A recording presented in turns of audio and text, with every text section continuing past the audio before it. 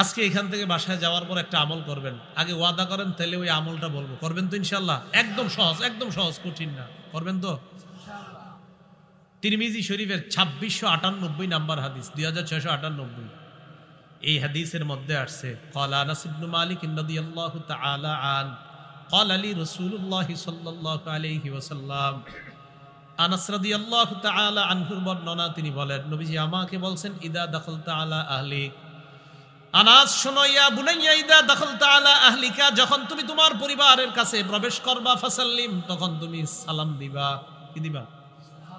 ইয়াকুন বারাকাতান আলাইকা ওয়া আলা আহলিকা, এই যে তুমি সালাম দিয়ে ঘরে ঢুকবা, এই সালাম তোমার জন্য আর তোমার পুরা পরিবারের জন্য বরকতের কারণ হয়ে যায়।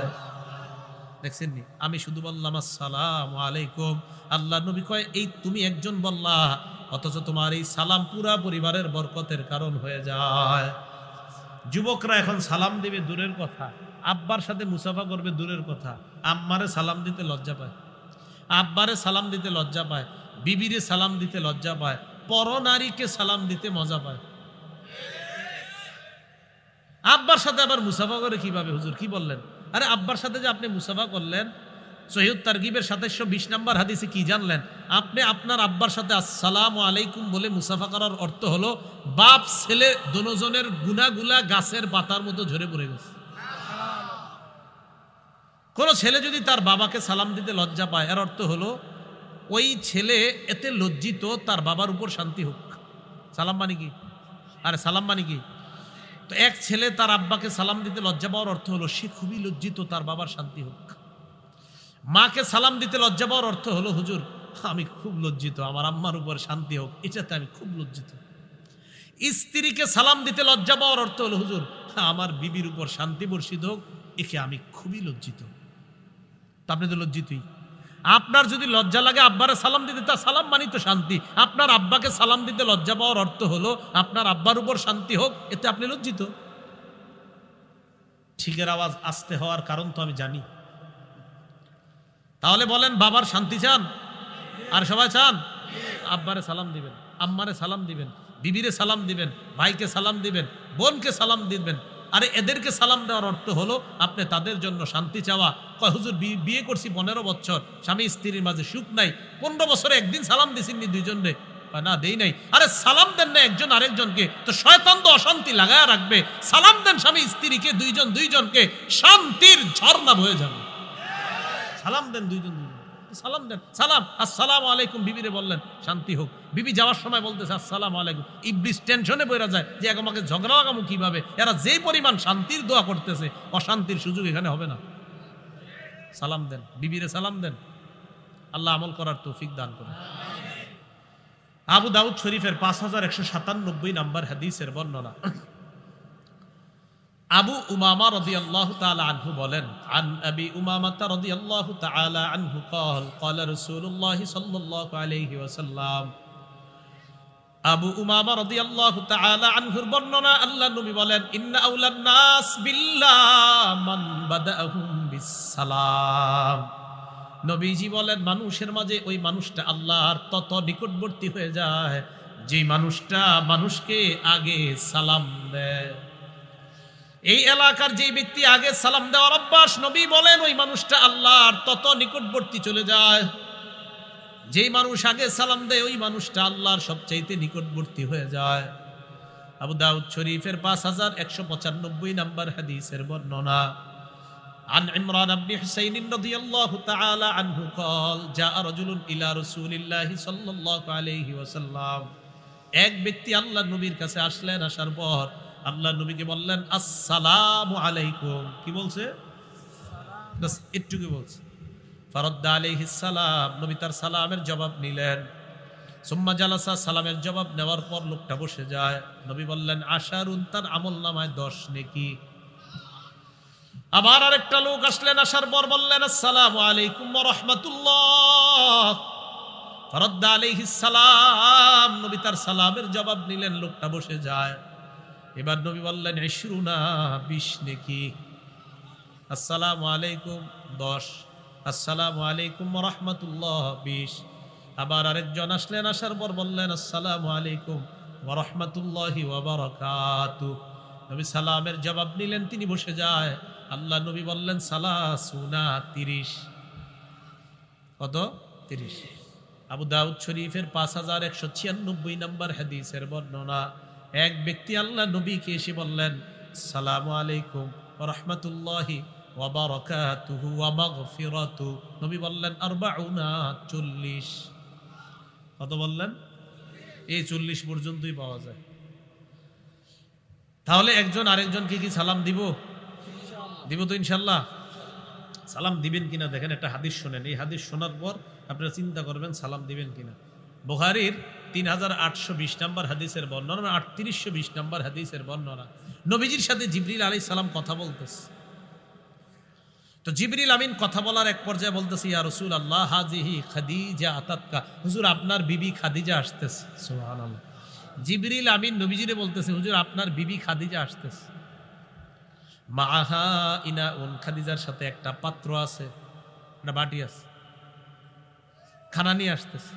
ফিহি ইদামুন আও তাআমুন আও শারাব, বাটির মধ্যে হয়তো তরকারি, হয়তো খাবার, না হয় পানি আছে। দেখেন না দেশ গ্রামে অনেকে কাজ করে, তার বিবি পোটলা দিয়ে কেমনে জানি খানা নিয়ে আসে, বা ওই কৃষক যারা কাজ করে অনেক, হ্যাঁ, খানা নিয়ে আসে না, আইনা মাঠে বসে বসে খায়। খাদিজা রাদিয়াল্লাহু তাআলা আনহা পাত্র দিয়ে কি জানি নিয়ে আসতেছে। আর এই সংবাদ জিবরিল আমিন বলে, হুজুর আপনার বিবি খাদিজা আসতেছে। এখন জিবরিল আমিন কয়, হুজুর খাদিজা যখন আপনার কাছে আসবে, ফাইদা হিয়া আতাতকা, খাদিজা যখন আপনার কাছে আসবে, ফাকরা আলাইহা সালাম মির রাব্বিহা ওয়া মিন্নি, খাদিজা আপনার কাছে আসার পর খাদিজাকে আপনি জানায়া দিবেন,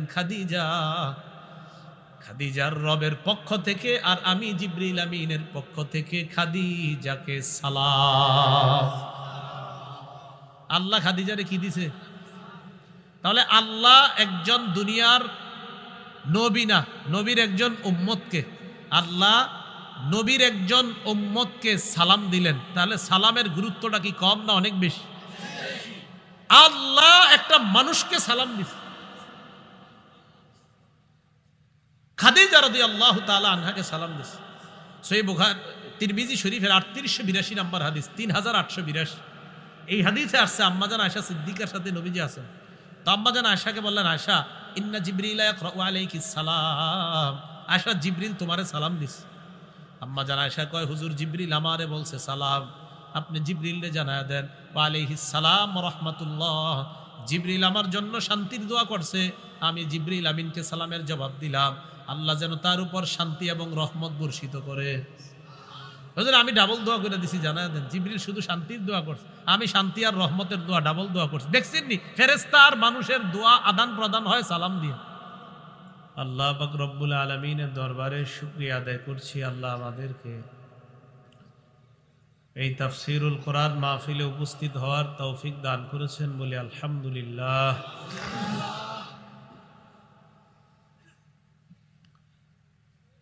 আমি আপনাদের সামনে সূরাতুজ জুমারের 73 নম্বর আয়াতে কারিমা তেলাওয়াত করলাম।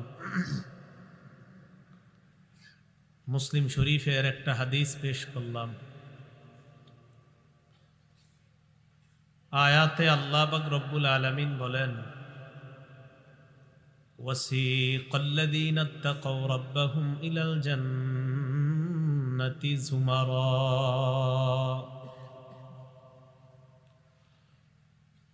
যারা তাদের রবকে ভয় করে তাদেরকে কিয়ামতের ময়দানে দলে দলে জান্নাতের দিকে টেনে নেওয়া হবে।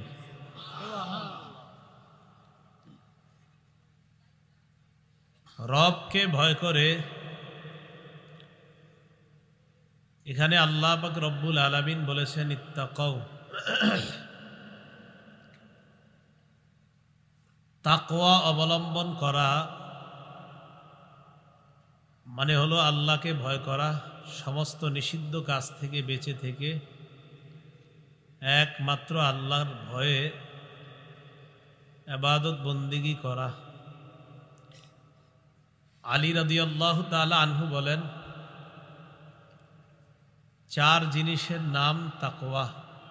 কয় জিনিসের নাম তাকওয়া? 4 জিনিস। 1 নাম্বার আল খাউফু মিনাল জলিল, আল্লাহকে ভয় করা।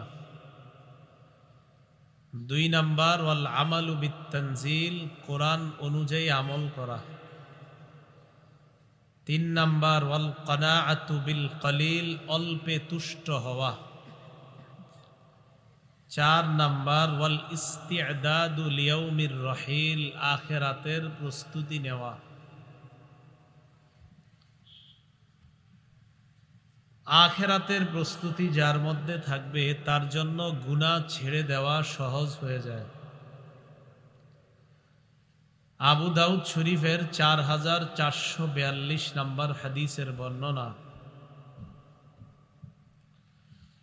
রাসূলুল্লাহ সাল্লাল্লাহু আলাইহি ওয়াসাল্লামের সাহাবী বুরাইদা রাদিয়াল্লাহু তাআলা আন তার আব্বা থেকে একটা হাদিস বর্ণনা করেন। বুরাইদা রাদিয়াল্লাহু তাআলা আনহুর বাবা নবীজির থেকে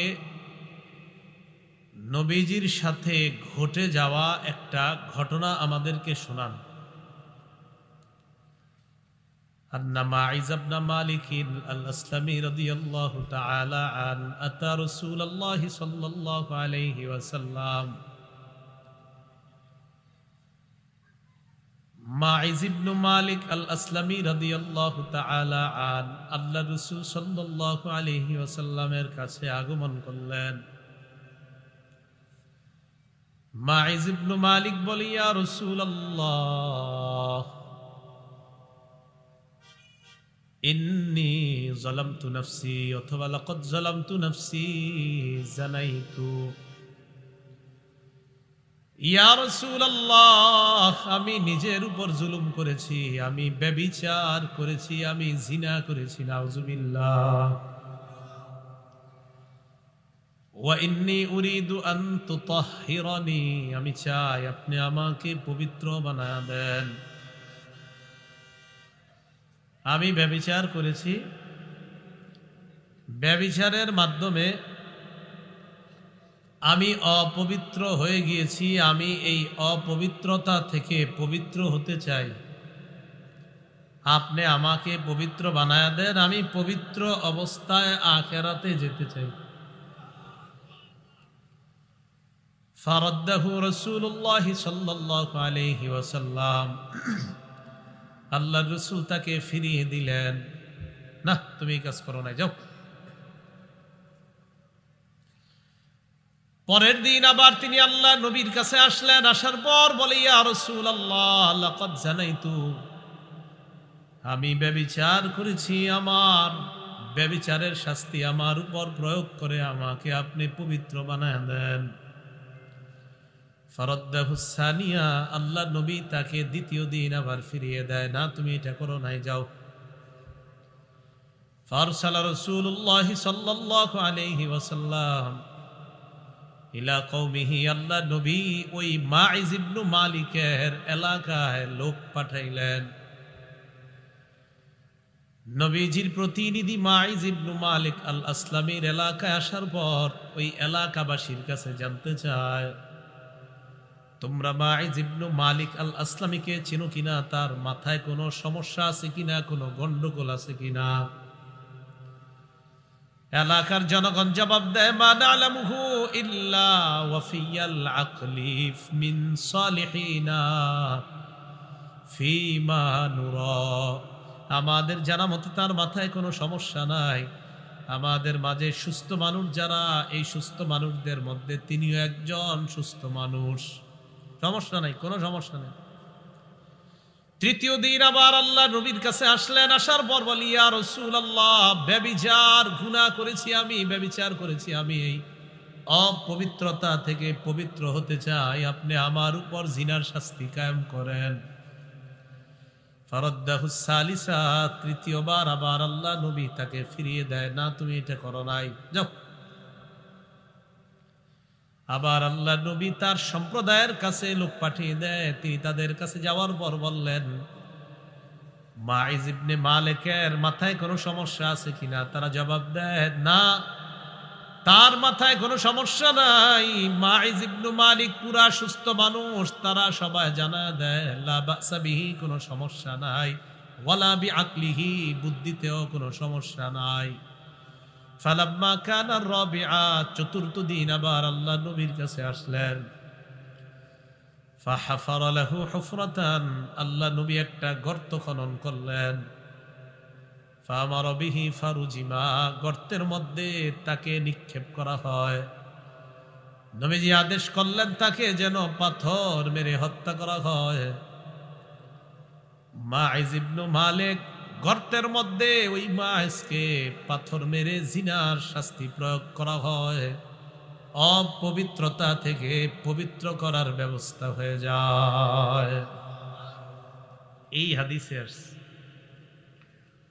ফাজাআতিল গামিদিয়া, গামিদিয়া গোত্রের এক নারী আল্লাহ নবীর কাছে আসছে। আসার পর বলে, ইয়া রাসূলুল্লাহ, আমি ব্যভিচার করেছি। আগে আসছে পুরুষ, এবার একজন নারী এসে কয়, ইন্নী জানাইতু ফাতাহহিরনি ইয়া রাসূলুল্লাহ, আমি ব্যভিচার করেছি, আপনি আমাকে পবিত্র করেন। ইন্নাহু রাদ্দাহা, আল্লাহ নবী তাকে ফিরিয়ে দিলেন। ফালাম্মা কানা মিনাল গাদি, পরের দিন আবার ওই নারী আল্লাহ রাসূলের কাছে আসলেন। আসার পর নারী আল্লাহ নবীকে বলে, ইয়া রাসূলুল্লাহ, লিমা তারুদ্দুনি, কেন আপনি আমাকে বারবার ফিরিয়ে দেন? লাআল্লাকা আন তারুদ্দানি কামা রাদাত্তা মাইজা, মনে হয় মাইজকে আপনি যেইভাবে বারবার ফিরিয়ে দিচ্ছেন, এই কারণে আপনি আমাকেও বারবার ফিরিয়ে দেন। হুজুর, আমারে আপনি এতবার ফিরিয়ে দেন কেন? আপনি কি মাইজ ইবনে মালিককে যেমনি ফিরিয়ে দিচ্ছেন আমাকে এরকম ফিরিয়ে দিচ্ছেন? এবার আল্লাহ রাসূল সাল্লাল্লাহু আলাইহি ওয়াসাল্লামকে ওই নারীটা বলে, ওয়াল্লাহি ইন্নী লাহুবলা, ইয়া রাসূলুল্লাহ, আল্লাহর কসম, ব্যভিচার করার কারণে আমি গর্ভবতী। হুজুর, আর কি প্রমাণ চান? আমি গর্ভবতী হয়ে গিয়েছি ব্যভিচার করার কারণে, এইটাই তো সবচেয়ে বড় প্রমাণ। হুজুর, আর কি প্রমাণ চান বলেন? নবীজি বললেন, তাই নাকি? কয়, হ্যাঁ। নারীর এই অপরাধটা আপনারা খেয়াল না করে এটা খেয়াল করেন, তার আখেরাতের কত ফিকির, যে তিনি আখেরাতে পবিত্র অবস্থায় যাওয়ার জন্য নবীজির কাছে স্বীকার করে ফেলতেছে যে ব্যভিচারের কারণে আমার পেটে এখন সন্তান। হুজুর, এটাই সবচেয়ে বড় দলিল, আমি যে অপরাধ করছি আমাকে আপনি শাস্তি দিয়ে এই অপরাধ থেকে আপনি আমাকে পবিত্র করার ব্যবস্থা করে দেন। তো নবীজি বললেন, ফাইম্মা লা হাত্তা তালি দি, ঠিক আছে, বুঝতে পারছি, এখন শাস্তি প্রয়োগ করা যাবে না, তুমি যাও, সন্তান হবে তারপর আইসো, পেটে তো সন্তান হবে তারপর আইসো। তিনি চলে গেলেন। ফাওয়ালাদাতহু, সন্তান জন্ম দিলেন। ফাতাতহু বিসসাবিগি ফি খিরকাতিন, নবীজির কাছে সন্তানটাকে কোলের মধ্যে নিয়ে আসছে, একটা কাপড়ের মধ্যে করে ওই সন্তানকে আল্লাহ নবীর সামনে নিয়ে আসছে।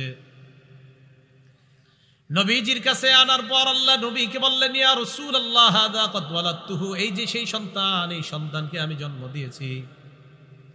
ব্যভিচার করার কারণে যেই সন্তান আমার পেটে এসেছে, সেই সন্তান, এই সন্তান আপনার কাছে নিয়ে আসলাম, আর কি সাক্ষী চান?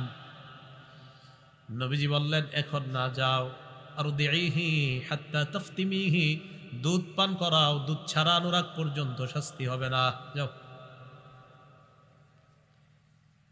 শিশুকে নিয়ে গেছে, দুধ পান করাইছে। মহিলা চিন্তা করতেছে, এবার গেলে যে নবী আবার কি কয়। এবার আল্লাহ নবীর সামনে বাচ্চাটাকে নিয়ে আসছে, এমন অবস্থায় ফিয়াদিহি কিসরাতু খুবজিন, রুটির একটা টুকরা হাতের মধ্যে ধরায়া দিছে। নবীজির সামনে আসলেন, আসার পর বললেন, ইয়া রাসূলুল্লাহ, এই যে দেখেন আমার সন্তান কদ আকালাল খুবজা, রুটি খাইতে পারে, এখন দুধ না খাইলেও চলবে, হুজুর আমার শাস্তিটা আপনি দিয়ে দেন। নবীজি আদেশ করলেন। আদেশ করার পর হুফির লাহা ইলা সাদরিহা, তার বুক পর্যন্ত তার জন্য গর্ত খনন করা হয়। গর্তের মধ্যে নারীকে গর্তের মধ্যে ঢুকিয়ে দিয়ে আমার নাস ফারাজামুহা, নবীজি মানুষকে বললেন তাকে যেন পাথর মারে। মানুষ তাকে পাথর মারা শুরু করছে। ইউকবিলু খালিদ ইবনুল ওয়ালিদ রাদিয়াল্লাহু তাআলা আন বিহাজারিন ফারামা রাসাহা, খালিদ ইবনুল ওয়ালিদ রাদিয়াল্লাহু তাআলা আন একটা পাথর এনে ওই নারীর মাথা বরাবর মারছে। ফাতানাদ্দাহা দামু আলা ওয়াজহি খালিদিন, নারীর শরীর থেকে একটু রক্ত ছিটকে খালিদ ইবনুল ওয়ালিদের মুখের মধ্যে পড়ে যায়। খালিদ ইবনুল ওয়ালিদ রাগ হয়ে সাব্বাহা, ওই নারীকে একটা গালি দিছে। কারে? যারে শাস্তি দিতেছে, যাকে শাস্তি দেওয়া হচ্ছে তাকে একটা গালি দিছে খালিদ। কেন? তোমার মতো নারীর রক্ত আমার শরীরে লাগছে। ফাসামিআ নবী সাল্লাল্লাহু আলাইহি ওয়াসাল্লাম সাব্বাহু ইয়াহা, নারীকে যেই গালিটা দিয়েছে এই গালিটা আল্লাহর নবী শুনে ফেলছে। নবীজি বললেন, মাহলান ইয়া খালিদ, খালিদ একটু থামো। লাকাদ তাবাত তাওবাতান লাউ তাবাহা সাহিবু মাকসিন লাগুফিরা লা, এই নারী এমন একটা তওবা করছে, বান্দার হক বিনষ্টকারীরাও যদি এমন একটা তওবা করতে পারত, লাগুফিরা লা, তাদের অপরাধ আল্লাহ মাফ করে দিতেন। তুমি থামো খালিদ। তাহলে ওই নারী আর মায়েজ ইবনে মালিক, তাদের দুইজনের আখেরাতের এত বেশি ফিকির ছিল, যার কারণে নবীজির কাছে এসে বলতেছে, আমাদেরকে পবিত্র করেন, আমরা ব্যভিচার করেছি, আমাদেরকে আপনি শাস্তি দিয়ে পবিত্র করার ব্যবস্থা করেন। এটা হলো আখেরাতের ফিকির। আল্লাহ আমাদের সকলকে আখেরাত মুখী হওয়ার তৌফিক দান করেন, আমিন। তো এটাই আল্লাহ বলছেন, ওয়াসিকাল্লাযীনা তাকাউ রাব্বাহুম ইলাল জান্নাতি যুমারা, যারা তাদের রবকে ভয় করেছে, তাকওয়া অবলম্বন করেছে, তাদেরকে টানতে টানতে দলে দলে কিয়ামতের ময়দানে তাদেরকে জান্নাতের দিকে নেওয়া হবে। হজের ভাষণে আল্লাহ রাসূল দাঁড়াইলেন, দাঁড়িয়ে সাহাবাদের উদ্দেশ্যে একটা ভাষণ দিলেন। عن جابر بن عبد الله رضي الله تعالى عنه قال قال رسول الله صلى الله عليه وسلم, জাবির ইবনে আব্দুল্লাহ রাদিয়াল্লাহু তাআলা আনহুর বর্ণনা, আল্লাহ নবী বলেন, ইয়া আইয়ুহান নাস ইন্না রাব্বাকুম ওয়াহিদ, হে মানুষ তোমাদের রব একজন, ওয়া ইন্না আবাকুম ওয়াহিদুন, তোমাদের বাবা একজন। আলা লা ফাদ্দালি আরাবিয়্যিন আলা আজমিয়্যিন ওয়ালা লি আজমিয়্যিন আলা আরাবিয়্যিন ওয়ালা লি আহমার আলা আসওয়াদ ওয়ালা লি আসওয়াদ আলা আহমার ইল্লা বিত্তাকওয়া। নবীজি বলেন, শোনো, আরবের উপর অনারবের, অনারবের উপর আরবের, সাদার উপর কালো, কালো মানুষের উপর সাদা বা লাল মানুষের কোনো শ্রেষ্ঠত্ব নাই। তবে তাকওয়ার মাধ্যমে একটা মানুষ আল্লাহর কাছে মর্যাদাবান হয়ে যায়। আল্লাহ বলেন, ইন্না আকরামাকুম ইনদাল্লাহি আতকাকুম, তোমাদের মধ্যে আল্লাহর কাছে সবচেয়ে সম্মানিত এই ব্যক্তিটা, যে ব্যক্তিটা আল্লাহকে সবচাইতে বেশি ভয় পায়। আরবের কোনো মানুষ, সেটা অনারবের হোক, আরবের হোক, সেটা কালো মানুষ হোক, সাদা মানুষ হোক, লাল মানুষ হোক, এতে আল্লাহর কাছে কোনো মর্যাদা হয় না। তিনি কি আরবের না অনারবের, তিনি কি কালো নাকি তিনি সাদা, না। নবী বলেন, যার তাকওয়া হবে সে কালো হোক আর সাদা হোক, সে আরবের হোক আর অনারবের হোক, সে টাকাওয়ালা হোক টাকা ছাড়া হোক, তাকওয়া আছে তো আল্লাহর কাছে সবচেয়ে সম্মানিত হোক। এটা আল্লাহ বললেন, ওয়াসিকাল্লাযীনা তাকাউ রাব্বাহুম, যারা তাদের রবকে ভয় করে তাদেরকে আল্লাহ ফেরেশতারা টানতে টানতে জান্নাতের দিকে নিয়ে যাবে। তো জান্নাতের সামনে নিয়ে যাবে কাদেরকে? যারা তাকওয়া অবলম্বন করে। তাকওয়া থাকে কই বলেন? কলবে। তাকওয়া কই থাকে বলেন? কলবে। আল্লাহ মুসলিম শরীফের 2564 নম্বর হাদিসের বর্ণনা, 2564, মোট হাদিস সংখ্যা হবে 3033টা। ক্বালা রাসূলুল্লাহ সাল্লাল্লাহু আলাইহি ওয়াসাল্লাম, নবীজি বলেন, লা তাহাসাদু, তোমরা পরস্পর হিংসা করবা না। ওয়ালা তানাজাসু, তোমরা পরস্পর ধোঁকাবাজি করবা না। ওয়ালা তাবাগাজু, পরস্পর বিদ্বেষ পোষণ করবা না। ওয়ালা তাদাবারু, একে অপরের ক্ষতি করার জন্য আড়ালে শত্রুতা করবা না। সামনাসামনি দেখা হইলে চা খাওয়া হয়, পিছনে পিছনে তারে বাস দিতে চায়, আছে না নাই? সামনে চা খাওয়ায়, পিছনে পিছনে তার ক্ষতি করতে চায়। বাঁশ দিতে এই শব্দটা ঠিক হয় না আমার বলা, এই শব্দটা আমি উঠাই নিচ্ছি। বাঁশ দেওয়া শব্দ এগুলা ভালো শব্দ না। সামনাসামনি তাকে চা খাওয়ায়, আড়ালে তার ক্ষতি করতে চায়, এমন মানুষ আছে কিনা? ভাই মাহফিলে এই শব্দ আমি বলা উচিত হয়নি, এটা ফিরিয়ে নিচ্ছি। বাঁশ ইত্যাদি শব্দ এগুলা মাহফিলের না। হ্যাঁ, আস্তাগফিরুল্লাহ। সামনাসামনি খুব খাতির যত্ন করে, আড়ালে শত্রুতা করে, ক্ষতি করতে চায়, এই জাতীয় মানুষ কি আছে কিনা? রাসূল সাল্লাল্লাহু আলাইহি সাল্লাম বলেন, ওয়ালা তাদাবারু, তোমরা একে অপরের ক্ষতি করার জন্য আড়ালে শত্রুতা করবা না। ওয়ালা ইয়াবি বাদুকুম আলা বাই'i বাদিন, একজনের কেনা বেচা চলা অবস্থায় আরেকজন কেনা বেচা করবা না। আমি ওনার সাথে কেনা বেচা করতেছি, সোয়েটারটা কত? উনি বললেন 500 টাকা, আমি বললাম 450 দিবেন কিনা। মাঝখান দিয়ে আপনি এসে বললেন সোয়েটারটা আমার পছন্দ হয়েছে, আমি দিব 600। এটা কেমন কথা? আমাকে দুইজনের না কথা চলতেছে, এই মাঝখান দিয়ে আপনি এসে বলাটা, এটা নবী নিষেধ করছেন। আমাদের তো চুক্তি চলতেছে, উনি 500 বলছে, আমি 450, মানে 500-র নিচে আলোচনা, মাঝে আপনি এসে বললেন 600, তো ওনার তো মনই পাল্টায় যাবে, কি 600 দিবে, আমারে বলবে ভাই একটু বাজারে ঘুরে আসেন, মানে মাঝখান দিয়ে আপনার দিয়ে দেবেন। নবীজি সাল্লাল্লাহু আলাইহি সাল্লাম এটা নিষেধ করছেন। এরপর নবী বলেন, ওয়াকুনু ইবাদাল্লাহি ইখওয়ানা, আল্লাহর বান্দারা তোমরা সবাই ভাই ভাই হয়ে যাও। আমাদেরকে কি হইতে বলছে? তাহলে ভাই ভাই হয়ে গেলে পরস্পর হিংসা করা যাবে না, বিদ্বেষ পোষণ করা যাবে না, শত্রুতা করা যাবে না, একে অপরের ক্ষতি করার জন্য আড়ালে শত্রুতা করা যাবে না। নবীজি পরে বলেন, লা ইয়াজলিমুহু, ভাই ভাইকে অত্যাচার করতে পারে না, ওয়ালা ইয়াখযুলুহু, ভাই ভাইকে অপদস্থ করতে পারে না, ওয়ালা ইয়াহকিরুহু, ভাই ভাইকে তুচ্ছ-তাচ্ছিল্য করতে পারে না। নবীজি বললেন, তোমরা সবাই ভাই ভাই হয়ে যাও, ভাই ভাইকে জুলুম করবে না, ভাই ভাইকে অত্যাচার করবে না, ভাই ভাইকে অপদস্থ করবে না, ভাই ভাইকে তুচ্ছ-তাচ্ছিল্য করবে না। আল্লাহ নবী বলেন, বিহাসবি ইমরিইম মিনাশ শাররি আইয়াহতিরা আখাহুল মুসলিম, একটা মানুষ খারাপ হওয়ার জন্য এতটুকুই যথেষ্ট, অন্য কোন মুসলমান ভাইকে অন্যের সামনে তুচ্ছ-তাচ্ছিল্য করা।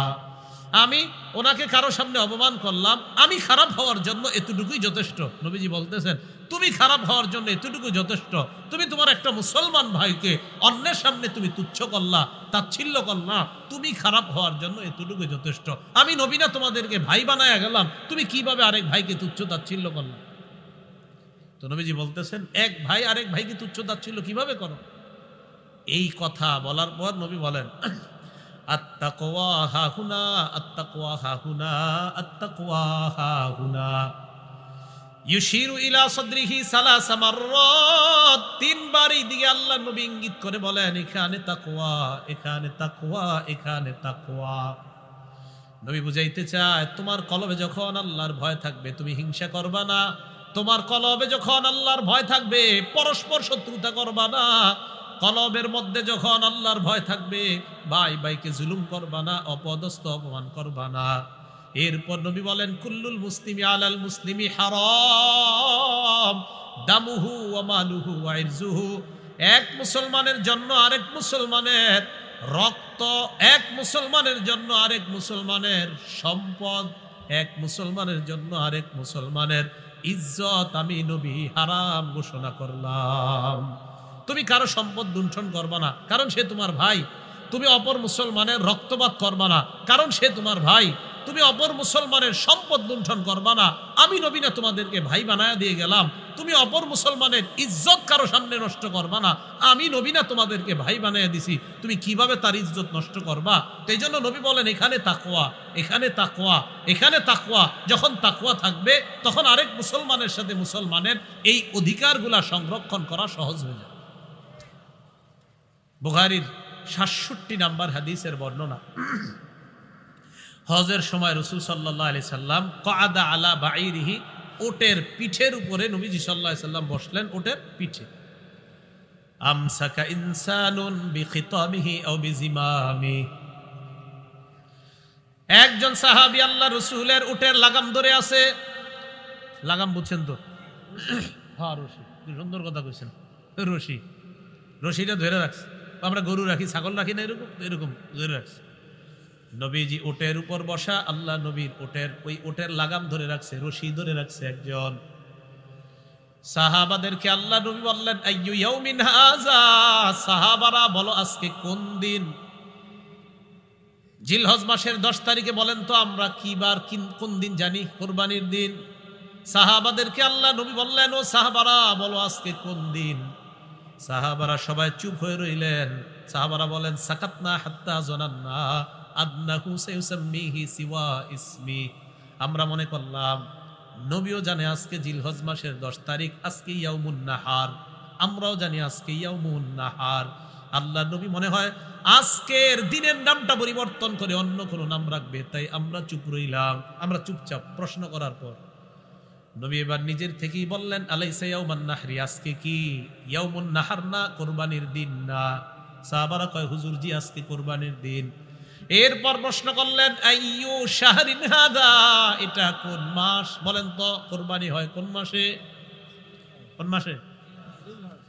সাহাবারা বলেন সাকাতনা হাত্তা জানান্না আন্নাহু সায়ুসাম্মিহি বিগাইরি ইসমি, আমরা চুপ রইলাম। আমরা মনে করলাম নবী মনে হয় এই মাসের নাম পরিবর্তন করে রাখবেন, কারণ নবীও জানে এটা জিলহজ মাস, আমরাও জানি এটা জিলহজ মাস। সবার চুপ রইছে। এবার আল্লাহ নবী বললেন আলাইসা বিজিল হিজ্জা, এটা কি জিলহজ মাস না? সাহাবারা বললেন জি হুজুর এটা জিলহজ মাস।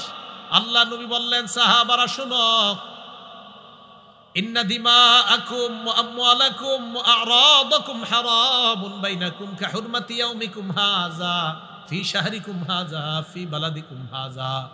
আল্লাহ নবী বলেন যেমনি ভাবে এই মক্কা সম্মানিত, জিলহজ মাস সম্মানিত, আজকে জিলহজের দিন যেমন সম্মানিত, তেমনি ভাবে আমি নবী তোমাদের জন্য এক মুসলমানের রক্ত অপর মুসলমানের কাছে, এক মুসলমানের সম্পদ অপর মুসলমানের কাছে, এক মুসলমানের ইজ্জত আরেক মুসলমানের কাছে এই মক্কার সম্মানের মতো আমি সম্মানিত বলে ঘোষণা করলাম।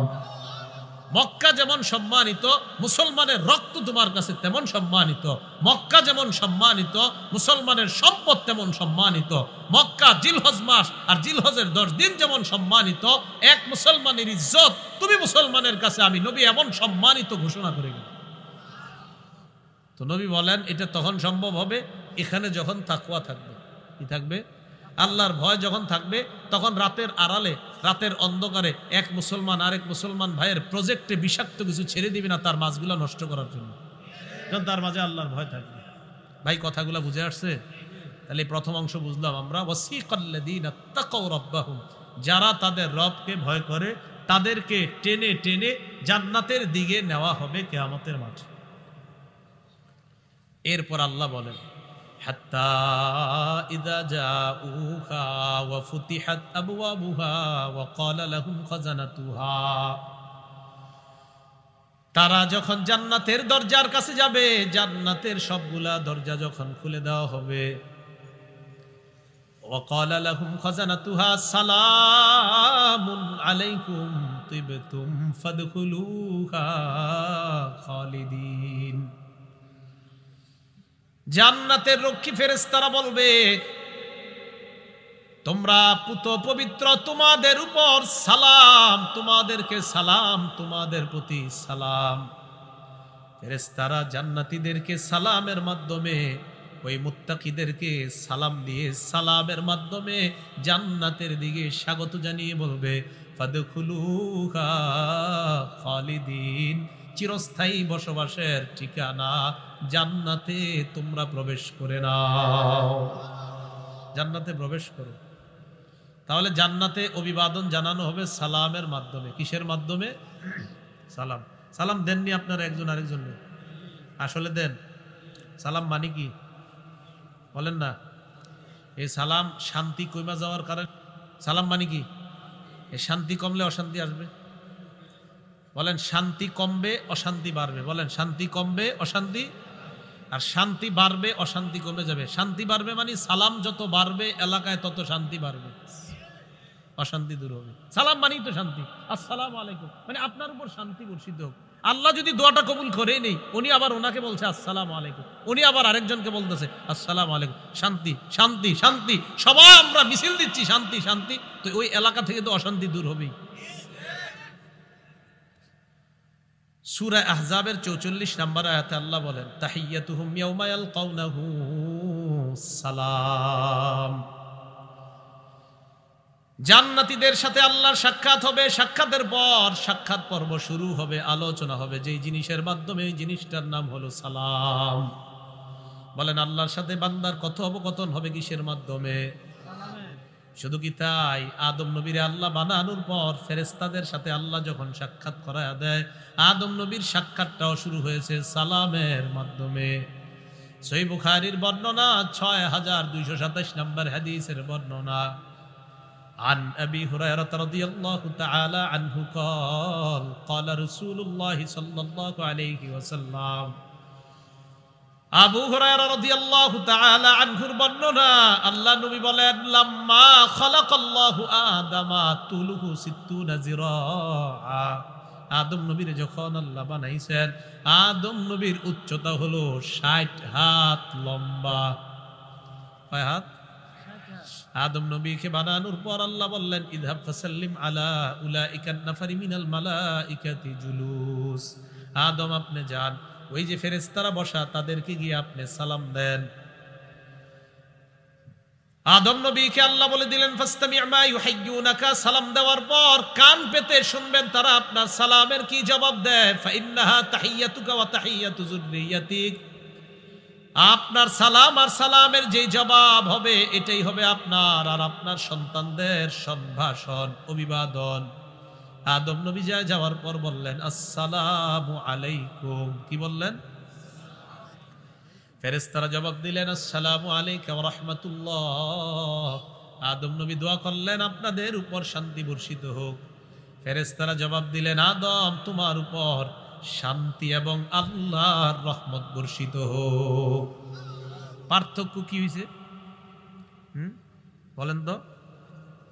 আদম নবীর সালাম আর ফেরেশতাদের জবাবে পার্থক্য কোনটা হয়েছে? রহমাতুল্লাহ।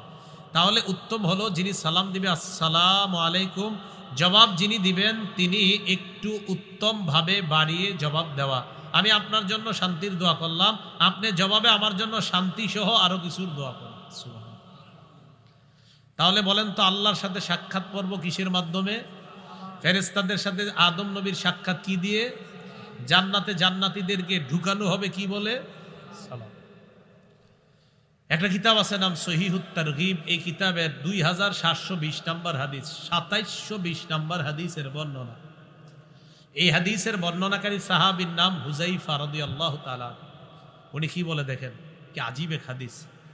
عن حذيفة رضي الله تعالى عنه قال قال رسول الله صلى الله عليه وسلم হুযায়ফা রাদিয়াল্লাহু তাআলা আনহুর বর্ণনা, আল্লাহর নবী বলেন ইন্নাল মুমিনা ইযা লাকিয়াল মুমিনা, কোন মুমিন যখন অন্য কোন মুমিনের সাথে সাক্ষাৎ করে, সাক্ষাৎ করার পর ফাসাল্লামা আলাইহি, প্রথমে সালাম দেয়, সালাম দেওয়ার পর ওয়া আখাযা বিয়াদিহি, হাত ধরে, ফাসাফাহা, মুসাফা করে। কি করে? মুসাফা করুন। এই দেখেন, এক মুসলমান আরেক মুসলমানের সাথে দেখা হইল, সালাম দিল, হাত ধরলো, মুসাফা করলো। দুজন ধরেন তো আপনারা, দেখেন এটার ফায়দা কি কইতেছে। এইভাবে যখন মুসাফা করবেন, তানাসারত খতায়াহুমা কামা ইয়াতানাসারু ওয়ারাকুশ শাজার। নবীজি বলেন কোন মুসলমান অন্য কোন মুমিনের সাথে দেখা হওয়ার পর, সাক্ষাতের পর সালাম দিবে, দেওয়ার পর হাত ধরবে, মুসাফা করবে, গাছের পাতা যেমন ঝরে পড়ে যায়, তাদের দুইজনের গুনাহগুলো তেমন ঝরে পড়ে যায়। কিসের মতো গুনাহ ঝরে পড়ে? গাছের পাতার মতো। বুখারীর বর্ণনা 12 নম্বর হাদিস। এক ব্যক্তি নবীজির কাছে আসছে, আসার পর বললেন আন্না রাজুলান সাআলান নবী সাল্লাল্লাহু আলাইহি ওয়াসাল্লাম আইয়ুল ইসলামি খায়রুন ইয়া রাসূলুল্লাহ, ইসলামের কোন রীতিনীতি উত্তম আপনার কাছে জানতে চাই। নবীজি বললেন তুতিমুত তাআম ওয়া তাকরাউস সালাম আলা মান আরাফতা ওয়া মান লাম তারিফ।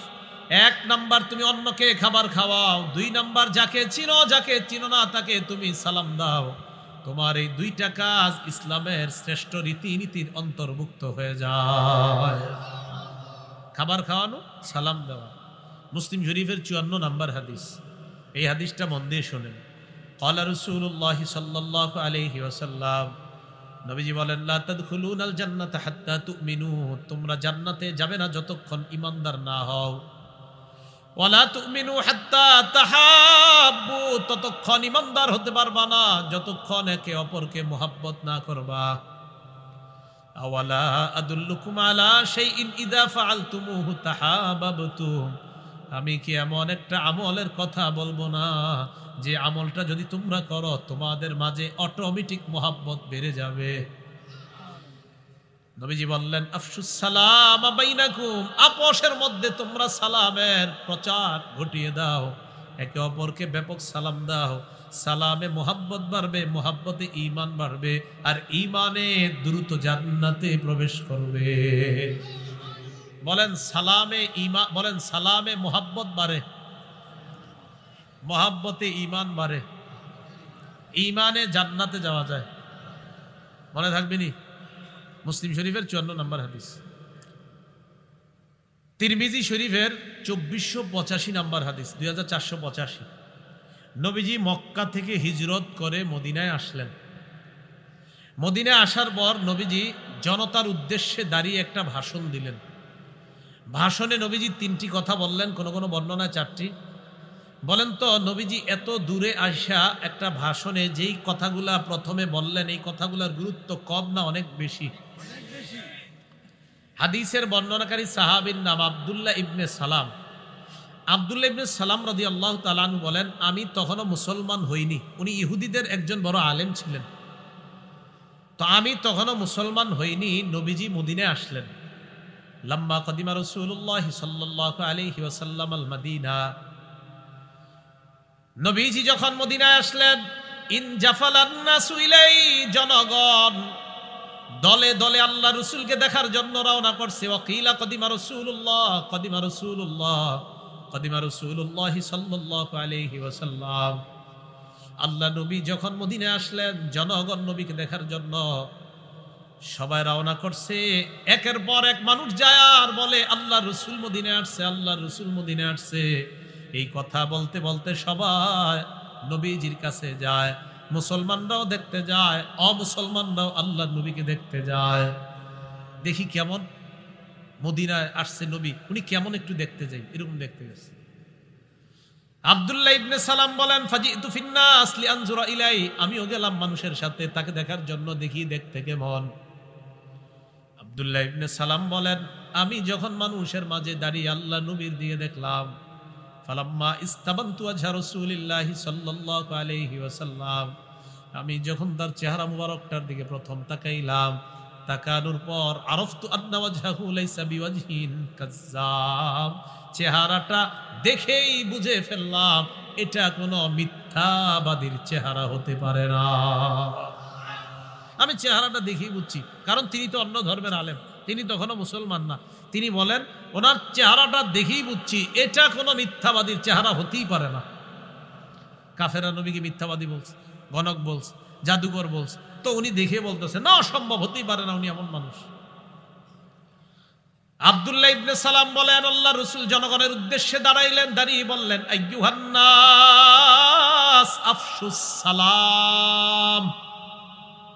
মক্কা থেকে মদিনায় আসলেন, আসার পর ভাষণ দেওয়ার জন্য দাঁড়িয়ে প্রথম কথাটাই বললেন, মানুষ তোমরা শান্তির প্রচার করে দাও। কিসের প্রচার করো? সালামের প্রচার করো। সালাম মানে শান্তি। শান্তির যত প্রচার হবে অশান্তি তত দূর হবে। সহি শুদ্ধ ভাবে হইতে হবে। কিভাবে বলেন? আসসালামু আলাইকুম, আসসালামু আলাইকুম। আসেনি এরকম বলে না? আসসালামু আলাইকুম। এই সালামের সাথে তামাশা, সালামের সাথে আমার এত কষ্ট লাগে মাঝে মাঝে। মানে অনেক মানুষ আছে তারা সর্বশিক্ষায় শিক্ষিত, সালামটা আর ইন্না লিল্লাহি ওয়া ইন্না ইলাইহি রাজিউনটা এটা ভুলভাবে পড়তে হবে।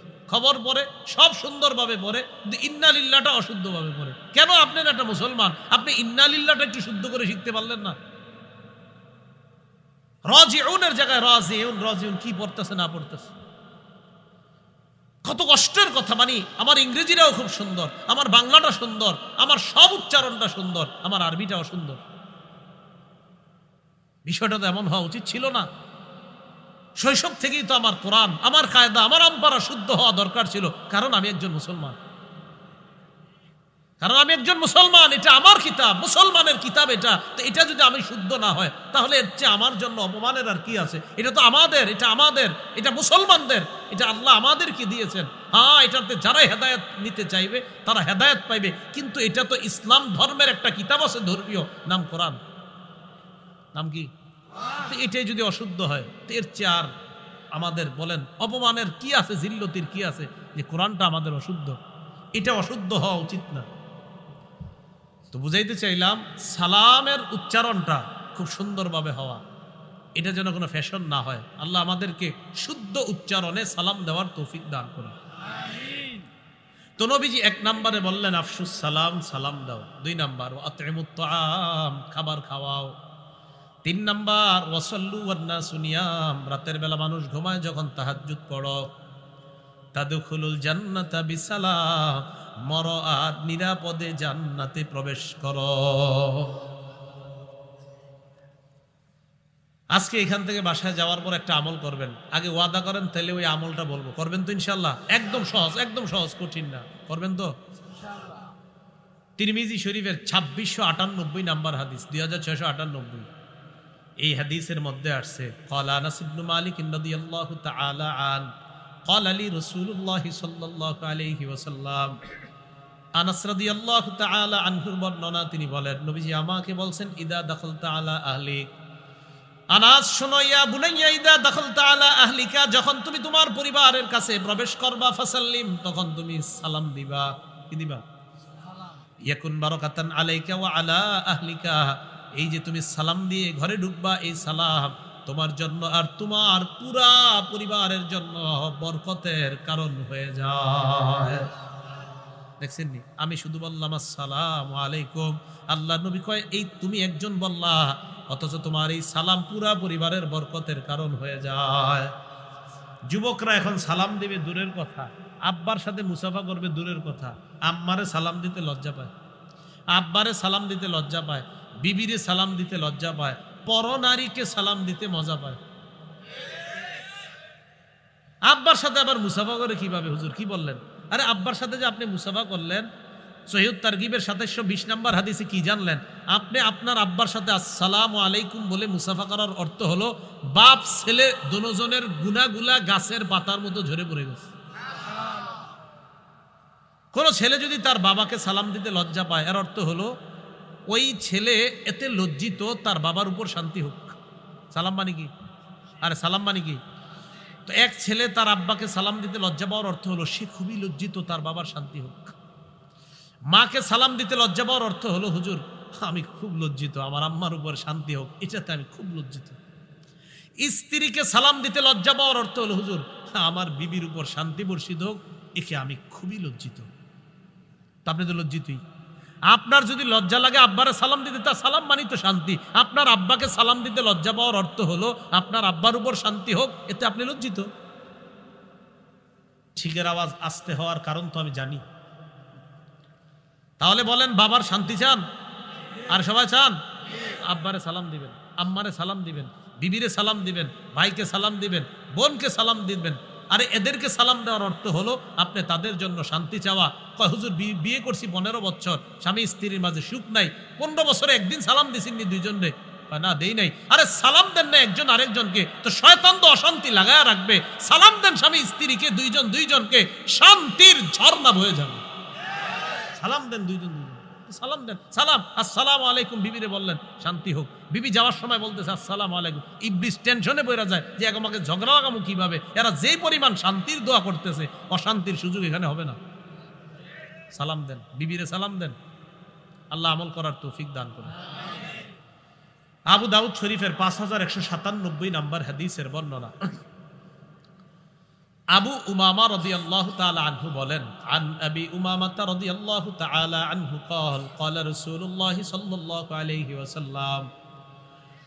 আবু উমামা রাদিয়াল্লাহু তাআলা আনহুর বর্ণনা, আল্লাহ নবী বলেন, ইন্না আউলান নাস বিল্লাহ মান বাদাহুম বিসসালাম। নবীজি বলেন মানুষের মাঝে ওই মানুষটা আল্লাহর তত নিকটবর্তী হয়ে যায় যে মানুষটা মানুষকে আগে সালাম দেয়। এই এলাকার যে ব্যক্তি আগে সালাম দেওয়ার অভ্যাস, নবী বলেন ওই মানুষটা আল্লাহর তত নিকটবর্তী চলে যায়। যেই মানুষ আগে সালাম দেয় ওই মানুষটা আল্লাহর সবচাইতে নিকটবর্তী হয়ে যায়। আবু দাউদ শরীফের 5195 নম্বর হাদিসের বর্ণনা। عن عمران بن حسين رضي الله تعالى عنه قال جاء رجل إلى رسول الله صلى الله عليه وسلم। এক ব্যক্তি আল্লাহর নবীর কাছে আসলেন, আসার পর আল্লাহর নবীকে বললেন আসসালামু আলাইকুম। কি বলছে? বাস একটুকু বলছে। ফারাদ্দা আলাইহিস সালাম, নবী তার সালামের জবাব নিলেন। সুম্মা জালাসা, সালামের জবাব নেওয়ার পর লোকটা বসে যায়। নবী বললেন আশারুন, তার আমলনামায় 10 নেকি। আবার আরেকটা লোক আসলেন, আসার পর বললেন আসসালামু আলাইকুম ওয়া রাহমাতুল্লাহ। ফারাদ্দা আলাইহিস সালাম, নবী তার সালামের জবাব নিলেন, লোকটা বসে যায়। এবার নবী বললেন 20 নেকি। আসসালামু আলাইকুম 10, আসসালামু আলাইকুম ওয়া রাহমাতুল্লাহ 20। আবার আরেকজন আসলেন, আসার পর বললেন আসসালামু আলাইকুম ওয়া রাহমাতুল্লাহি ওয়া বারাকাতুহু। নবী সালামের জবাব নিলেন, তিনি বসে যায়। আল্লাহ নবী বললেন সালাসুনা 30। কত? 30। আবু দাউদ শরীফের 5196 নম্বর হাদিসের বর্ণনা। এক ব্যক্তি আল্লাহ নবীকে এসে বললেন আসসালামু আলাইকুম ওয়া রাহমাতুল্লাহি ওয়া বারাকাতুহু ওয়া মাগফিরাতুহু। নবী বললেন 40। কত বললেন? এই 40 পর্যন্তই পাওয়া যায়। তাহলে একজন আরেকজনকে কি সালাম দিব? দিব তো ইনশাল্লাহ। সালাম দিবেন কিনা দেখেন, একটা হাদিস শোনেন। এই হাদিস শোনার পর আপনারা চিন্তা করবেন সালাম দিবেন কিনা। বুখারীর 3820 নম্বর হাদিসের বর্ণনা, 3820 নম্বর হাদিসের বর্ণনা। নবীজির সাথে জিবরিল আলাইহিস সালাম কথা বলতেছে। তো জিবরিল আমিন কথা বলার এক পর্যায়ে বলতেছে ইয়া রাসূলুল্লাহ হাযিহি খাদিজা আতাতকা, হুজুর আপনার বিবি খাদিজা আসতেছে। সুবহানাল্লাহ। জিবরিল আমিন নবীজিরে বলতেছে হুজুর আপনার বিবি খাদিজা আসতেছে। মাআহা ইনাউন, খাদিজার সাথে একটা পাত্র আছে, একটা বাটি আছে, খানা নিয়ে আসতেছে।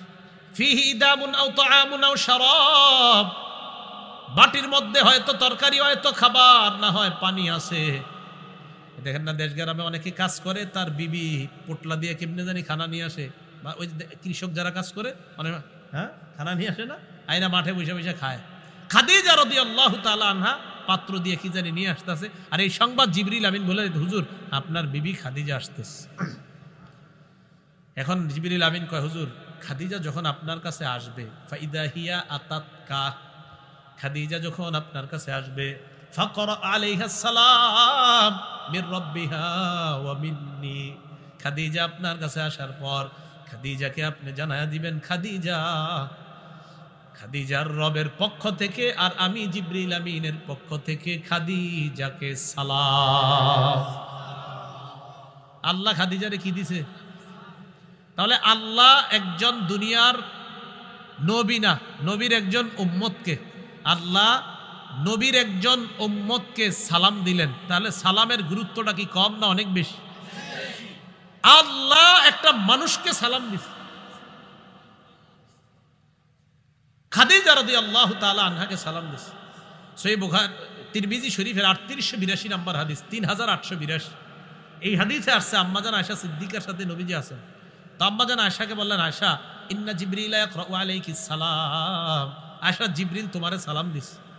আম্মাজান আয়েশা কয় হুজুর জিবরিল আমারে বলছে সালাম, আপনি জিবরিলরে জানায়া দেন ওয়া আলাইহিস সালাম ওয়া রাহমাতুল্লাহ, জিবরিল আমার জন্য শান্তির দোয়া করছে, আমি জিবরিল আমিনকে সালামের জবাব দিলাম, আল্লাহ যেন তার উপর শান্তি এবং রহমত বর্ষিত করে। হুজুর আমি ডাবল দোয়া করে দিছি, জানায়া দেন। জিবরিল শুধু শান্তির দোয়া করছে, আমি শান্তি আর রহমতের দোয়া ডাবল দোয়া করছি। দেখছেন নি ফেরেশতা আর মানুষের দোয়া আদান প্রদান হয় সালাম দিয়ে। না দিয়েন না সালাম, দিবেন নি ইনশাআল্লাহ, আল্লাহ তৌফিক দান করেন। এবার মুসলিম শরীফের একটা হাদিস শুনেন, 2162 নম্বর হাদিস। ক্বালা রাসূলুল্লাহ সাল্লাল্লাহু আলাইহি ওয়াসাল্লাম, নবীজি বলেন হাক্কুল মুসলিমি আলাল মুসলিমি সিত্তুন, এক মুসলমানের উপর আরেক মুসলমানের 6টা হক। বলেন কয়টা? 6টা। 1 নাম্বার ইদা লাকিতাহু ফাসাল্লিম আলাইহি, যখন তুমি মুসলমানের সাথে সাক্ষাৎ করবা প্রথমেই সালাম দিবা। কি দিবা? সালাম। তাহলে মুসলিম শরীফের হাদিস থেকে জানলাম সালাম দেওয়া, উনি যে আমার সালামের জবাব দিবে এটা কই আছে? সালাম দেওয়া আছে মুসলিম শরীফের হাদিস। ওনারা যে আমি সালাম দিলে উনি জবাব দিবে, এটা কই আছে? বুখারীর 1240 নম্বর হাদিসে আছে। সুবহানাল্লাহ। মুসলিমে আছে সালাম দেওয়া, আর বুখারী 1240 নম্বর হাদিসে আছে রদ্দুস সালাম, সালামের জবাব দেওয়া। তাহলে মুসলিম শরীফের হাদিস থেকে জানলাম মুসলমান মুসলমানের হক সালাম দেওয়া, বুখারীর হাদিস থেকে জানলাম মুসলমান মুসলমানের হক সালাম দিলে জবাব দেওয়া। মনে থাকবে নি?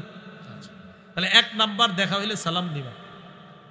2 নাম্বার ওয়াইদা দাআকা ফাজিবহু, মুসলমান যখন তোমাকে দাওয়াত দেয় তার দাওয়াতে তুমি সাড়া দিবা। এর মানে যেই কোনো দাওয়াতে আপনি যাবেন এমনটা না, যেই দাওয়াতে গেলে আপনার ঈমান হরণ হওয়ার আশঙ্কা আছে ওই দাওয়াতে যাওয়া যাবে না। যেখানে গেলে আপনি জানেন নিশ্চিত নাচ হবে, গান হবে, সেখানে যাওয়ার পর আরো কিছু হতে পারে, এই সব জায়গায় যাওয়া যাবে না। তাহলে দাওয়াত দেওয়া গ্রহণ করা এটা মুসলমানের হক, তবে বুঝে শুনে। 3 নাম্বার কোন মুসলমান যখন তোমার কাছে কল্যাণ কামনা করে তার কল্যাণ কামনা করা। মুসলমান আপনার কাছে যদি পরামর্শ চায় ভালো পরামর্শ দেওয়া। আইছে ভাই আমি ব্যবসা করবো, আপনি তো বড় ব্যবসায়ী, আমার একটু পরামর্শ দেন। আপনি চিন্তা করলেন আমারও কাপড় ব্যবসা, ও কাপড় ব্যবসা দিতে চায় না, ওরে কিছু পরামর্শ দেই যাতে এই বাজার থেকে 1 সপ্তাহের মধ্যে ভাগে। এখন আপনি এমন পরামর্শ দিচ্ছেন এ ভাবতেছে যে মনে হয় আগামী 3 দিনে কোটিপতি হয়ে যাবে। ঘটনা চক্রে আপনি পরামর্শ দিচ্ছেন 7 দিনে যাতে ব্যবসা একদম লস খায়। তা আপনি এই যে পরামর্শটা দিলেন একটা মুসলমান ভাইকে, নবীজি বলছে না, তোমার কোনো মুসলমান ভাই তোমার কাছে কল্যাণ কামনা করলে, পরামর্শ চাইলে, নসিহত চাইলে, ভালো উপদেশ দেওয়া, নসিহত করা, না পারলে তুমি কিছু বইলো না, কিন্তু খারাপ উপদেশ দিও না, খারাপ পরামর্শ দিও না।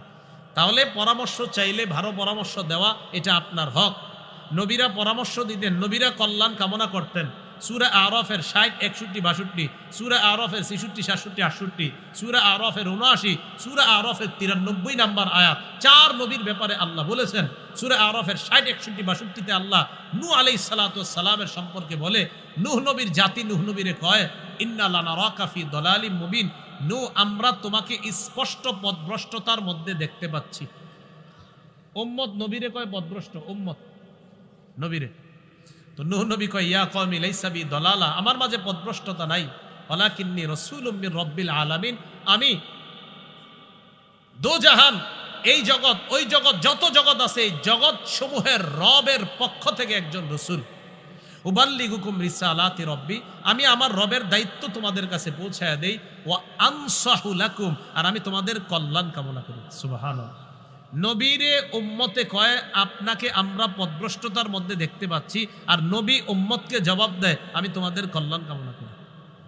সূরা হুদ, সূরা আরাফের 66, 67, 68 কি বলে দেখেন, হুদ নবীর জাতি হুদ নবীরে কয় ইন্না লানারাকা ফি সাফাহা, আমরা তোমাকে স্পষ্ট নির্বুদ্ধিতার মধ্যে দেখতে পাচ্ছি। ওয়া ইন্না লানাজুন্নুকা মিনাল কাযিবিন, হুদ আমরা তোমারে মিথ্যাবাদী মনে করি। চিন্তা করছেন উম্মত নবীরে বলে মিথ্যাবাদী মনে করে। হুদ আলাইহিস সালাম জবাব দেয় ইয়া কওমি লাইসা বি সাফাহা, আমার মাঝে নির্বুদ্ধিতা নাই, ওয়ালাকিন্নী রাসূলুম মির রাব্বিল আলামিন, আমি বিশ্ব জগতের রবের পক্ষ থেকে রাসূল। উবাল্লিগুকুম রিসালাতি রব্বি, আমি আমার রবের দায়িত্ব পৌঁছিয়ে দেই। ওয়া আনা লাকুম নাসিহুন আমিন, আমি তোমাদের বিশ্বস্ত কল্যাণকামী। বিশ্বস্ত কল্যাণ, ওলামারা আপনাদের কল্যাণকামী, আলেমরা নবীদের ওয়ারিস, তারা আপনাদের কল্যাণকামী। আল্লাহ আমাদের সকলকে কল্যাণ কামনা করার তৌফিক দান করেন। একটা বাংলা আমার সাথে বলেন, আমরা সারা পৃথিবীর সকল মুসলমানের কল্যাণ কামনা করি। সহিহ বুখারী 57 নম্বর হাদিস, জারির ইবনে আব্দুল্লাহ বলেন বায়াতু রাসূলুল্লাহি সাল্লাল্লাহু আলাইহি ওয়াসাল্লাম আলা ইকামিস সালাতি ওয়া ইতাইজ যাকাতি ওয়া নুসহি লিকুল্লি মুসলিম। জারির ইবনে আব্দুল্লাহ বলেন আমি আল্লাহ নবীর কাছে বায়াত হলাম এই মর্মে, আমি নামাজ আদায় করব, যাকাত আদায় করব, আমি নামাজ প্রতিষ্ঠিত করব, যাকাত আদায় করব, আর সকল মুসলমানের কল্যাণ কামনা করব। তাহলে সকল মুসলমানের কল্যাণ কামনা করা। 4 নাম্বার মুসলমান মুসলমানের হক, ওয়া ইযা আতাসা ফাহমিদাল্লাহ, মুসলমান হাঁচি দিয়ে যখন বলবে আলহামদুলিল্লাহ, কি বলবে? ফাশাম্মিতহু, আপনি তখন জবাব দিবেন ইয়ারহামুকাল্লাহ। হাঁচি দিতে পারেননি? দেন তো। আরে হিচ্ছু, এটাকে আন্দাজে দেওয়া যায়? এটা আসতে হয়, আপনি কেমনে দিবেন? হাঁচি দিলে আলহামদুলিল্লাহ বলা, এখন একটু শিখেন। হাঁচি যিনি দিবে তার 3 কাজ। বলেন হাঁচি দাতার কয় কাজ? আবু দাউদ শরীফের 5029 নম্বর হাদিসে আছে, কানা রাসূলুল্লাহ সাল্লাল্লাহু আলাইহি ওয়াসাল্লাম ইদা আতাসা, নবী যখন হাঁচি দিতেন, ওয়াদা ইয়াদাহু আও সাওবাহু আলা ফি, নবী তার হাত অথবা কাপড় মুখের উপর রাখতেন। তাহলে হাঁচি আসলে 1 নাম্বার কাজ হাত অথবা কাপড় মুখের উপর রাখা, 2 নাম্বার খাফাদা, আওয়াজটা হালকা করে হাঁচি দেওয়া। এখন দেখেন আমার নবীর সুন্নতের কি আজীব কারামতি, আজীব বৈশিষ্ট্য, আজীব মুজিজা। আমার নবীর যদি সুন্নতটা পালন করেন, এই হাঁচি আসলে আপনি মুখে হাত রাখলেন, দেখেন মুখে হাত রাখলে আওয়াজ কি হয় না হালকা হয়? নবীজির সুন্নত পালন করে মুখে হাত রাখলে হাঁচির আওয়াজ অটোমেটিক হালকা হয়ে যায়। তাহলে 1 নাম্বার মুখে হাত দেওয়া বা কাপড় দিয়ে চেপে ধরা, 2 নাম্বার হাঁচিটা আস্তে দেওয়া। আর হাঁচি আস্তে দেওয়ার অনেকগুলো উপকারিতা। পাশের ব্যক্তি ঘুমায় আছে, আপনার জোরে হাঁচিতে অনেক ঘুমান্ত ব্যক্তি উঠা যায়, তাহলে আপনি এই জন্য হাঁচি আস্তে দেওয়া। 3 আলহামদুলিল্লাহ পড়া, আর যিনি শুনবে তিনি আপনার জন্য দোয়া করা। এ হলো 4 নাম্বার হক। 5 নাম্বার হকে টাকা পয়সা খরচ হবে, আদায় করবেন। বেশি খরচ হবে না, হালকা আদায় করবেন। ওয়াইদা মারিদা ফাউদহু, কোন মুসলমান অসুস্থ হইলে তাকে দেখতে যাওয়া। নবী টাকা পয়সা খরচের কথা বলে নাই, কিন্তু সাধারণত একটা মুসলমান অসুস্থ হইলে, যদি অসুস্থ হয়, একটু ফল টল যদি নিয়ে যান, মালটা, কমলা, আঙ্গুর ইত্যাদি নিয়ে গেলে খুশি হয়, তাকে দেখতে যাওয়া। তো যদিও একটু টাকা পয়সা খরচ করে আপনি দেখতে যান, 3টা হাদিস বলবো, বলার পর চিন্তা করেন যে টাকা পয়সার দাম না হাদিসগুলোর দাম বেশি। এবার হাদিস 3টা শুনেন। মুসলিম শরীফের 2562 নাম্বার হাদিসের বর্ণনা। এই এলাকার নাম কি? পাশের এলাকার নাম শাহাবিদ্দি। আচ্ছা, মজিদপুর থেকে একজন শাহাবিদ্দি গেলেন একটা অসুস্থ মুসলমানকে দেখতে। এই যে আপনি সেখানে গেলেন, সেখান থেকে আবার মজিদপুর আসলেন। নবীজি বলেন, ক্বালা রাসূলুল্লাহ সাল্লাল্লাহু আলাইহি ওয়াসাল্লাম, নবী বলেন, ইন্নাল মুসলিমা ইদা আদা আখাহুল মুসলিম, কোন মুসলমান যখন তার অসুস্থ মুসলমান ভাইকে দেখতে যায়, অসুস্থ মুসলমানকে দেখতে যাওয়ার পর লাম ইয়াজাল ফি খুরফাতিল জান্নাহ হাত্তা ইয়ারজিআ, এই যে আপনি আরেক মুসলমান ভাইকে দেখতে গেলেন, দেখতে যাওয়ার পর আপনি আবার আপনার এলাকায় আসা পর্যন্ত আপনি জান্নাতের ফল পাড়তেছিলেন। মোটরসাইকেলে গেছেন, অটোতে গেছেন, টাকা পয়সা একটু খরচ হয়েছে। নবীজি কয়, কি খরচ করলা? তুমি তো জান্নাতের ফল পাড়তেছিলা সারাক্ষণ। তিরমিজি শরীফের 2008 নাম্বার হাদিসের বর্ণনা। এই মজিদপুরের কেউ, যে কঠিন নাম মনে রাখে, আরেকটা কোন? গাজীপুর। আচ্ছা, মজিদপুর আর গাজীপুর। এই মজিদপুর থেকে গাজীপুর গেলেন।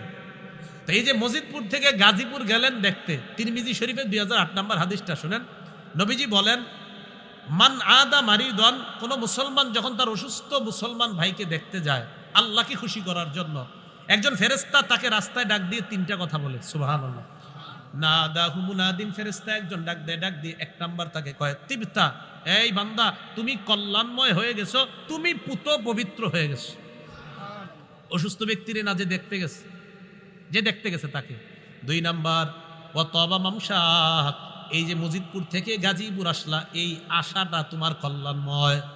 3 নাম্বার, ওয়াতাবাওয়াতা মিনাল জান্নাতি নুজুলা, তুমি তোমার মুসলমান ভাইকে দেখে আসলা, জান্নাতের মধ্যে একটা ঘর বানায় ফেলছো। তাহলে জান্নাতে একটা ঘর তৈরি হয়ে যায় আপনি আপনার মুসলমান ভাইকে দেখতে গেলে। তিরমিজি শরীফের আরেকটা হাদিস না শুনলে তো এটার ফলাফলটা বুঝবেনই না। 969 মানে কি? 969 হাদিস নাম্বার 969। কত হয়? 969 না? এই তো, হ্যাঁ, 2 পাশে 2টা 9, মাঝে একটা 6, 969, যাতে মনে রাখতে পারেন। ক্বালা রাসূলুল্লাহ সাল্লাল্লাহু আলাইহি ওয়াসাল্লাম, নবীজি বলেন, মা মিন মুসলিমিন ইয়াউদু, মুসলিমান, কোন মুসলমান যখন কোন মুসলমান অসুস্থ মুসলমানকে দেখতে যায়, গুদওয়াতান, সকালবেলা যদি দেখতে যায়, ইল্লা সাল্লা আলাইহি ৭০,০০০ মালাকিন হাত্তা ইউমসিয়া, সন্ধ্যা পর্যন্ত আপনার জন্য ৭০,০০০ ফেরেশতা দোয়া করে। ওয়া ইন আদাহু আশিয়াতান, যদি সন্ধ্যাবেলা দেখতে যান, ইল্লা সাল্লা আলাইহি ৭০,০০০ মালাকিন হাত্তা ইউসবিহা, পরের দিন সকাল পর্যন্ত ৭০,০০০ ফেরেশতা আপনার জন্য দোয়া করবে। নবীজি বলেন, শুধু তাই নয়, ওই বান্দার জন্য একটা ফলের বাগান জান্নাতে তৈরি হয়ে যায়।